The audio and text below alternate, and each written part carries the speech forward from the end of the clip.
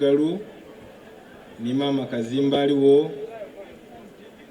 the Right Reverend Paul Naimane, Bishop of Busoga Diocese Emeritus, Bishop of Busoga Yakawumula, abalabirizi abaliwo ne bamama abaliwo, Honorable Colonel Ruth Nankabirwa, Minister of Energy and Mineral Development, era nga batuwa obwakano kuna kulala 1st November 2024, ba minister abaliwo n'abakungu abakola mu gavumenti ya wagati,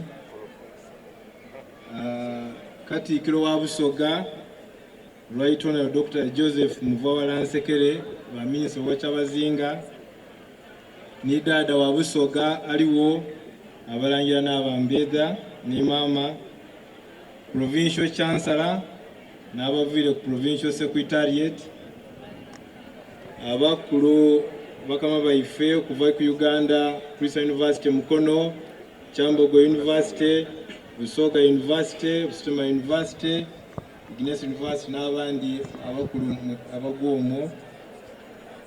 Omukyala wange yakolera Microfinance Support Center, ndowooza baliwo, you are most welcome. Abageni baife tukolagana nabo, members of Interreligious Council abali wano, abakulembeze b'Idinda, abali ku lukiiko lwa Synodi, era ni Chancellor wa Busoga Diocese n'olukiiko olwo, Dean wa Cathedral, the Very Reverend Dr. Joy Mukisa, ne bakawani ba Cathedral eyo, the Assistant Secretary, Venerable Canon Agure Kasa n'abakola ku Secretary ya Diocese, omukulu wa basabadiikoni Canon Moses Kisule ne basabadiikoni banabona, omukulu w'abaawule Venerable Canon Charles Irongo n'abaawule banabona, omukulu w'abakristaayo n'omukulu w'ababuulizi wa Mothers Union Fathers n'abavubuka, abaana b'abaawule n'abaweereza, abeeyitibwa mwena mwena, Mukama yeebazibwe.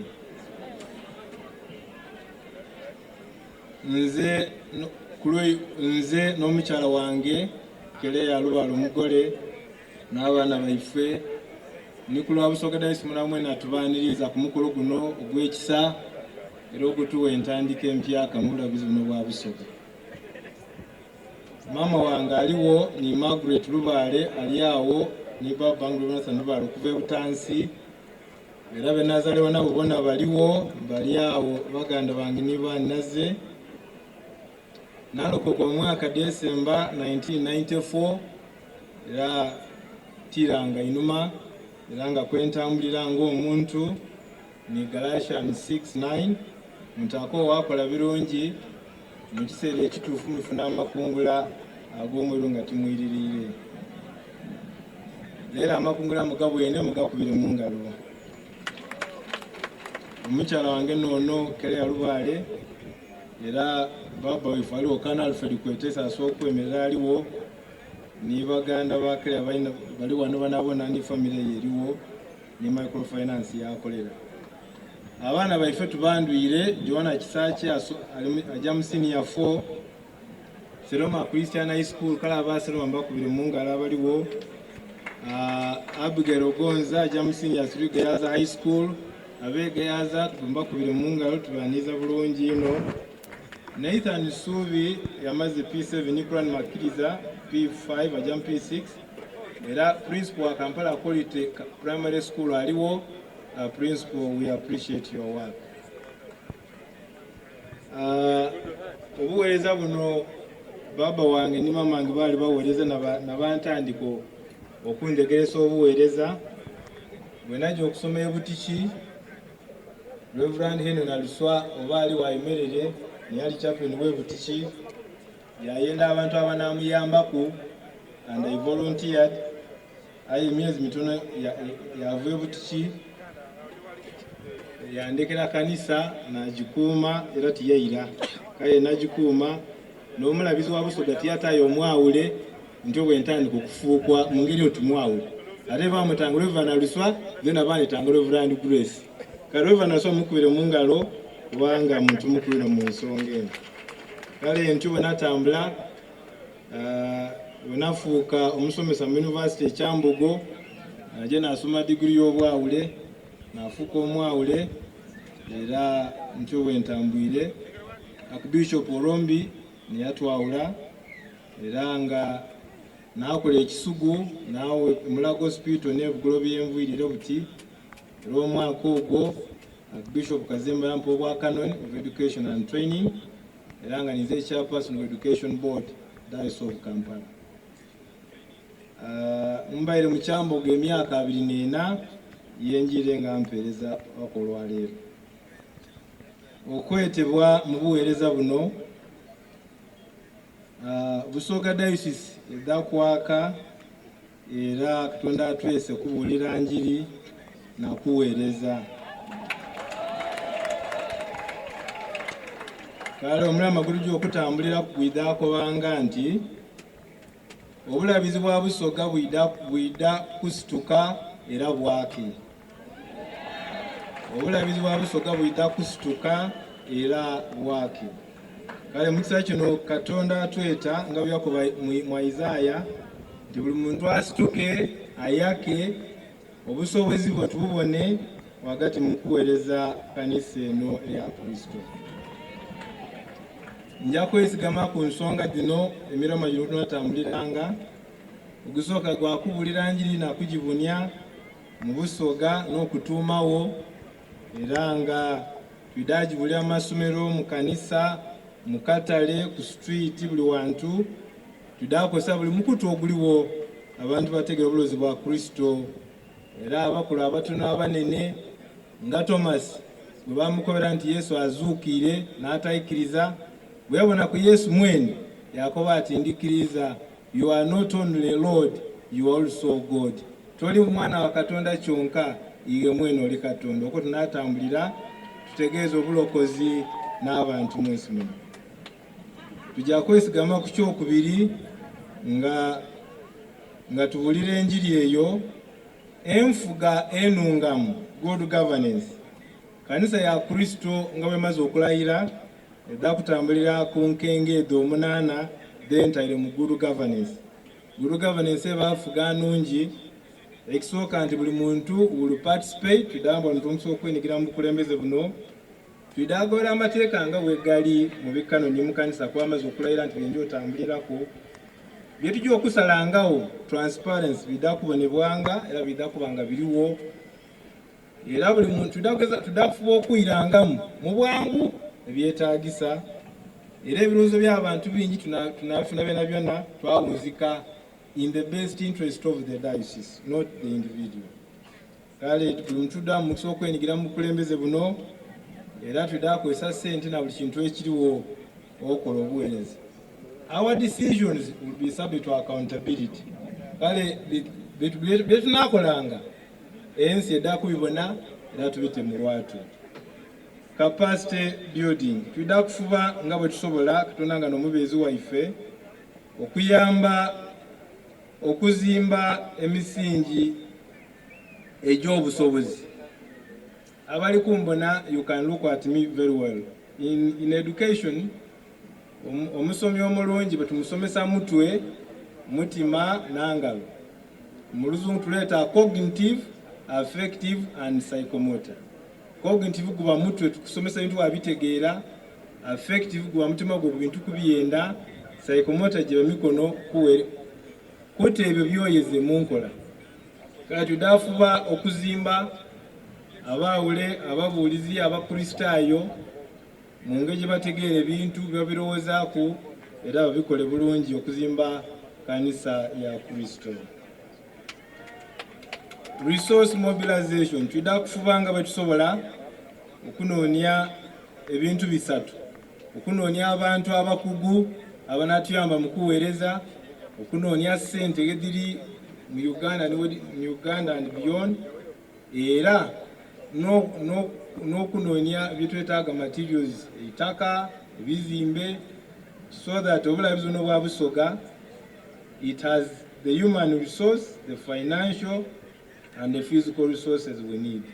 Kale ngaba nabakoba okuvuira wazaye basoma kuba mulabirizi wa mulonda bulonde imwe ninze twidda kulala tuzimba obulabirizi buno, twidda gumya amaka obuweereza mu maka, twidda kunyweza ino kubanga amaka n'amakulu mu kanisa. Abantu bwe batafumbirwa iwe omwawulo bojja kubatiza, abantu bwe batafumbirwa ne bazaala omulabizi bojja kuyisa ku mikono. Kale abantu balina okufumbirwa era bazaala abaana, era ndi bakubiza mutazaala baana batono, muzaale baana bangi. Ab'ebugolobi n'abakoba aleli mumpulise, ab'ebugolobi n'abakoba ozaala omwana mulala babiri oba basatu eyeba good eyeba just fair okozi toviriremu 50%. Ozaala abaana abana eyeba good 60%. Ozaala abaana abataano very good 70%. Ozaala abaana mukaaga that is outstanding 80%. Ozaala abaana omusanvu n'okwongerayo that is excellent. Kale muzaala abaana obusoga bukule ne Uganda ekule. Aye nga mubalabirira era obwakyabuzi nga bulina omulamwa nti abasaada n'empango gwokwe tutandikira okuzimba amaka, abasaada bakuuma amaka n'abakyala buli muntu yagala emaka ge. Twidda kufuba okukyusa embeera z'abantu,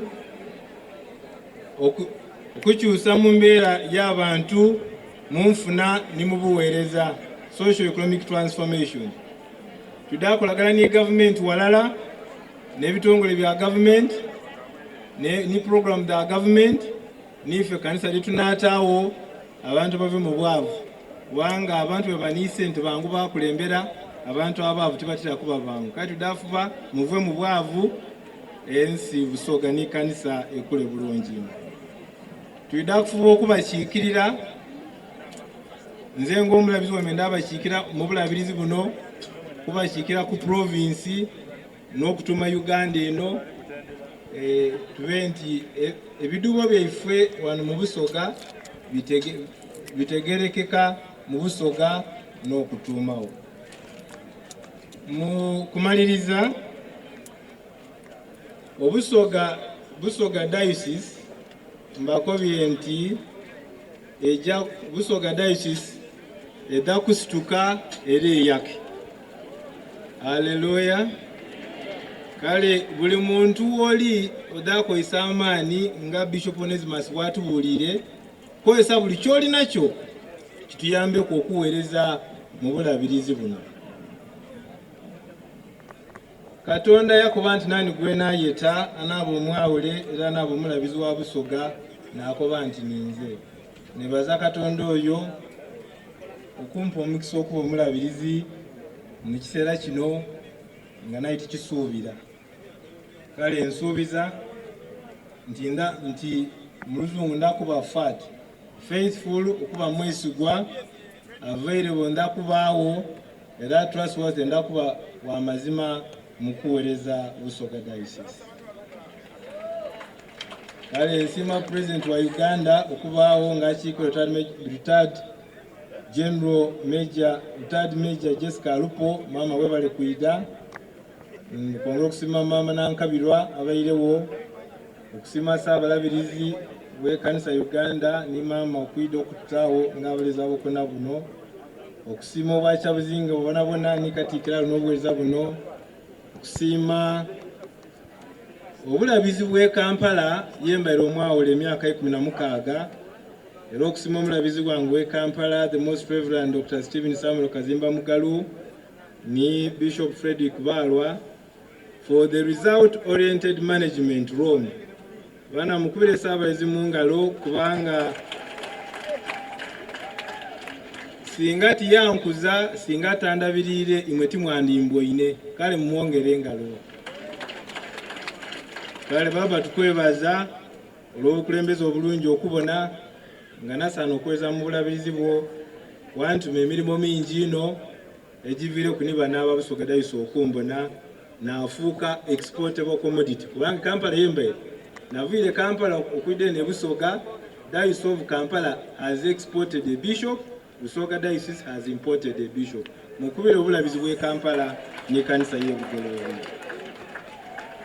aye nsima abayizi baife abatukulembereira ku Bishop Norombi nsima ku Bishop Stanley Ntagali ali wano mukubire mu ngalo yatukulembera bulungi nsima Bishop Mali ali wano yatukulembera bulungi Bishop Zaka ni Bishop tumtabasero kuida olebinde mugemi nsima Canon Mugarura ni Reverend Canon Chiza Daniel ali wano oba mubwine Canon Chiza n'omwami John Richard Isabel Headmaster ife n'abampa recommendation y'okujja okusoma obwawule era nasema Canon Job Mbukule Canon Komunda Canon Sam Tumwesije mubwine ku musima ino ni Canon Mike abana amaino mu kusoma n'okutendeka okuba omwawule ni Canon Alfred Kwetaisa yantendeka kusoma obwawule yangabira ni mwala we namubayiza mukubire mungalo Canon Kwetaisa n'okusima abawole banango okuva e Kampala omwawule waife Vika Reverend Manuel Kalagala abebugolobi ni chairperson waife Canon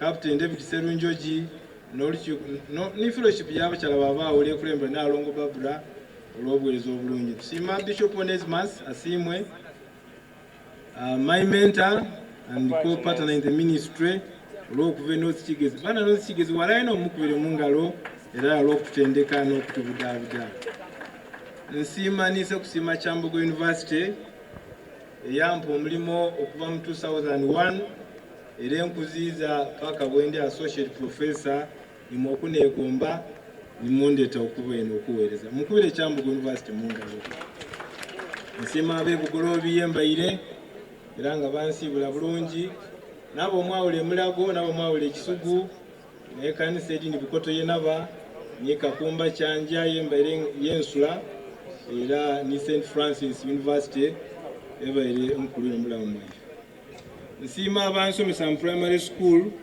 nga bakulembera mu John Mulyowa headmaster waife ni John Kabale abansomesa mu secondary school era nga bakulembera Mwami Samanya abansomesa mu A-level Butichi John Richard headmaster waife era nga akiikirwa headmaster wa Butichi buti Semwanga ni bakaga wange n'abana be Butichi abakulu baife bempansi Kigenyi Noyawo Matovu Jace yawo head prefect waife Charles Magumba commissioner Agro Batesachi Asman Kansa Ivani Sambira naba ni Ronald bitwe ngatambula mu bweza sima abasomesa mu university era mbugire kwa nga bakulema Bishop Olwa aliwo Meda Rugendo mubwine ku Oliver Banja omukyala wa Bishop Nambire bana yansomesa mukubire mu ngalo oyo Kristo ayolanga mbwine ku Moses Sisabiri aliwo omuntu omona Sister Kawa ni supervising a PhD ni Kristo Alice Kabona Pade era Mary Nakabugo namwese ni Father Ngabiro n'abansomesa PhD yabo nsima abalabirizi abali mu Busoga mu n'abaweerezeira Bishop Cyprian Bamuoze eyandisa ku emikono eri aweereza Obusoga buno Bishop Michael Chomi ali wano mukubire mu ngalo kubanga aliwo olw'obuweereza Bishop Naimane yaweereza aweereza obulungi mumukubira kubanga obuyinza abumpaire bulungi ino wewe kumimba Bishop Naimane we natandikira okuzimba Busoga eno era edda kwaka era edda kusituka tusima nominations committee ne House of Bishops olw'okulonda nze Grace Tubalo okuva ebutansi ekamuli omuyise mususwa omwana wabayise mwase okuweereza tusima buli muntu omulimu gwakoze mu kuweereza wano era nsima abateesiteese omukolo guno Engineer Patrick Batumbye Dr. Jimmy Muluke David Munobo omwawule ni Albert Cheminawe ku lukiiko olwo era n'olukiiko nataawo okola ku mirimu gyange olukulemba mu Herbert Mwanja Fred Changwa Apollo Kazungu Moses Rubale Deborah Mutesi Monica abaliwo ni Reverend mulimo ogw'okuteekateeka tusima abaweereza mu Uganda era mu Idinda wano ni Busoga era n'abatugemye bulungi ino nsima abaganda bange benkuze nabo era bempandisa Joshua Kitakule mubwine wa Intelligence Council kusima Dr. Robert Ojambo mubwine kwaliwo Dr. Alex Isiko Dr. Stephen Bazo Martin Malinzi Dr. Joshua Weni Bestman wange Dr. David Wafula Henry Mugisha Nibire Birungi Anambye okola emirimu gino bulungi ino mbakule mu ngalo kubanga banda bulungi ni brother Henry Mugisha. Nsima abazere baifa abatukulembeire Mzee David Wakaisuka aliwo, Patrick Kulazikulabe, Charles Sakoyo, Gracious Kalia, Canon Tom Tumamu boine kumukubire mu ngalo oyo. Canon Tom Tumamu kubire mu ngalo kubanga oyo Your Grace I saw him in 1986 ngali ni PhD. Nabuza baba wange nti where is his hospital? Baba wange yankoba nti oyo ayina degrees at 1 2 3 atidanda bamwidwalira ayina degree ndala yambuza atulondako nalonda okugoba Dr. Tom Tuma era n'okufuna PhD bana mukubire mu ngalo Dr. Tom Tuma oyo mukulwira mbulamu. Kale John Magumba Council Roger nabere mukulu ino kubanga baba wange bamutwala okujja Kaliro oyo gwe twasikira. Baba wange asobola okufuuka omusomesa ni mama wange yangu okufuuka omusomesa bakulembera amasomero era bakulembera. Nsima abawula abankuza nga Kanoni Katalo, George Kafuko, Kanoni Charles Wamukolo, Kanoni John bamugemereire abo mbakule mu ngalo bandabira ino ni Bishop Naimane nga nkali muto. Nsima Jasi Egonda Ntende Jime Muruke Medadi birungi ne yanamba okufuna omukyala Kereno mukubire mu ngalo Medadi birungi oyo. Era Steven Katawera, Dr. Geria, Sarah Bunoti, Daniel Bataba yasoma ni baba wange, ni Mami Samanya Sajabi, ni Dr. Moses Wambi. Professor Walter Robosa ne yampa omulimu ekyambogo mu 2001 through an interview. He is one who created the post of teaching assistant. I merited. Kale tyandi bere professor if I need that opportunity. Mama wange ali omwongere engalo nga nsemba okumwogerako. Olwokulabirira nze tiyategera nga azere bishop mumwongere engalo tiyategera nga ali kukuza bishop. Ni baganda bange baliwo abatategera nga bali kula ni bishop ayi bemerere obakubire mu ngalo baganda bange baliwo ni banaze. Nasima Professor Moses Rubala aliawo ni Fred Enywa abatulabirire mu kutukula tibategera nga bali kuza bishop. Nasima abazala mama wange Mr. Kato Nathan ni Patrick Ngogolo ndoza baliwo n'abakikirire olw'okutulabira. Sima omugole wange ono yeka mugeme mu ngalo. Mugole wange ono olw'okulabirira nze n'okuzaala abaana bano Joanna Abigail Nathan and Kuranima abatuyamba okuba abazaire era okulemba obusoga bano. Katonda abakuume, Katonda abalabire era twenda okwebaza abatisa omukono guno abatuwagiire naddala commissioner wa prisons atuwaire entebe gy'enteme kweno katidde embe n'emirembe.